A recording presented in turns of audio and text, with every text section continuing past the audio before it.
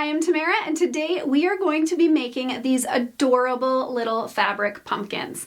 Now, I have these in 3 different sizes. So we've got a small, a medium, and a large. In this tutorial, I am going to be walking you through all of the measurements of the size medium.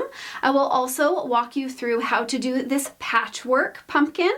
And if you want any of the other sizes that I've created, it is all in my blog, which I have linked in the description down below. So let's get to our sewing room, or pull out those sewing supplies and throw them out on your dining table. Let's have some fun and make some pumpkins. If you're working with just the basic pumpkin pattern, you will cut your fabric 7 inches by 17.5 inches. If you are working with the patchwork fabric, you will cut 5 pieces of fabric at 7 inches by 4.5 inches. Then you will sew all 5 of those pieces together using a 1/2 inch seam allowance. Now back to our basic pattern, you will just fold that fabric in half and then sew a 1/2 inch seam allowance across.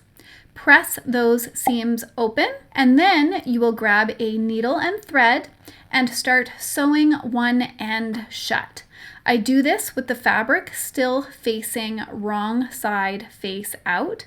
Just take your needle and thread it about a 1/2 inch each section, in and out, all the way around, and then pull that thread tight, tying a knot at the end. Now, I do recommend that you use a thicker thread for this, not your average sewing thread. So I do suggest either a jean thread or even a cross-stitching thread will work great for this. Once you've cinched up the one end, then turn it right sides out, and then you will do the same thing around that top edge.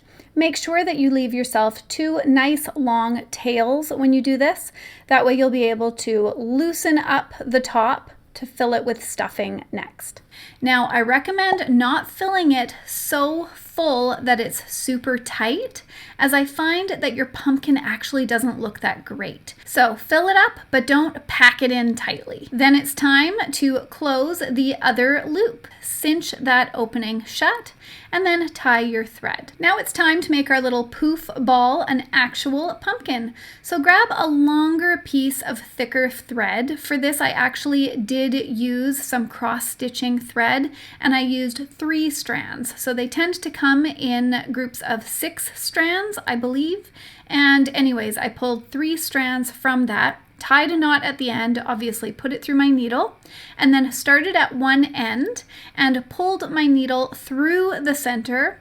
And then I started to loop my thread around and then back through the center, and then around again, back through the center, until I had around 5 sections to my pumpkin. Then tie that thread in a knot and snip away the excess thread. With the larger pumpkin, you can add more sections if you wish, but I did find that 5 sections ended up being the nicest look.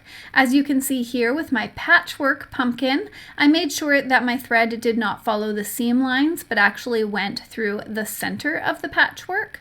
I really liked the look of that. And then finally, grab that hot glue gun and add whatever twig or bead you wish into the center of your pumpkin to make it look as pumpkin-y as possible. You could grab some ribbon and tie a bow and add a bow in there, whatever you want to embellish your own pumpkin. Oh, and this is totally optional, but I did hot glue a button on the bottom side of my pumpkins just to hide my messy knots. Don't forget that you can find all of the different sizes for the basic pumpkin as well as the patchwork pumpkin on my blog, which is linked in the description down below. Have a very happy Thanksgiving, and I will see you next time.